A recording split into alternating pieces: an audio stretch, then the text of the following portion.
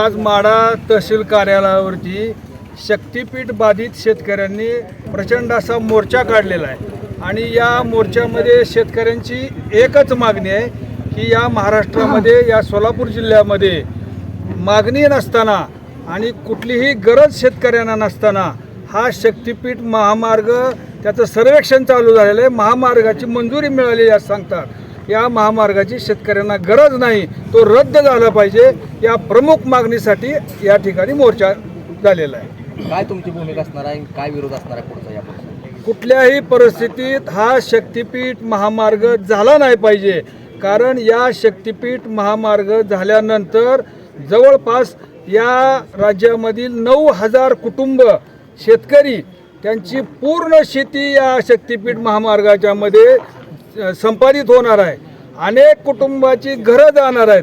असे हजारो कुटुंब जर भूमिहीन बेघर करून जर हा शेतकरी शक्तीपीठ महामार्ग शासन करत असेल तर याची गरजच काय, ही भूमिका आहे। आणि इथून पुढच्या काळामध्ये आत्तापर्यंत या शेतकऱ्यांनी गांधीगिरीच्या मार्गानं शांततेच्या मार्गानं आंदोलन करण्याचा प्रयत्न झालेला आहे। काही ठिकाणी गुन्हे दाखल झालेले आहेत, शासकीय कामात अडथळा करा म्हणून गुन्हा दाखल झाला, रस्ता रोको केला म्हणून गुन्हे दाखल झाले।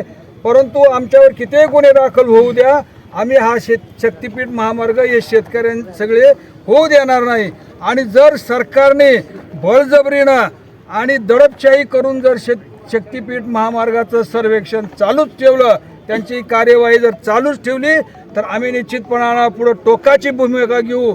उद्या आषाढ महिन्यामध्ये पांडुरंगाची आषाढीची वारी आहे। यापूर्वी सुद्धा आम्ही ज्यावेळेस हेच देवेंद्र फडणवीस शेतकऱ्यांना कर्जमाफी देत नव्हते त्यावेळेस आम्ही त्यांना आषाढीला पांडुरंगाची तुमच्या हस्ते पूजा होऊ देणार नाही अशी भूमिका घेतली आणि त्यांना कर्जमाफी द्यावी लागली। तर त्याप्रमाणेच आता तुम्ही शक्तीपीठ महामार्ग रद्द झाला म्हणून घोषणा करा, अन्यथा उद्याच्या आषाढीला तुम्हाला आम्ही पंढरपूरमध्ये पाय ठेवू देणार नाही, अशा प्रकारची भूमिका आहे शेतकऱ्यांची आहे।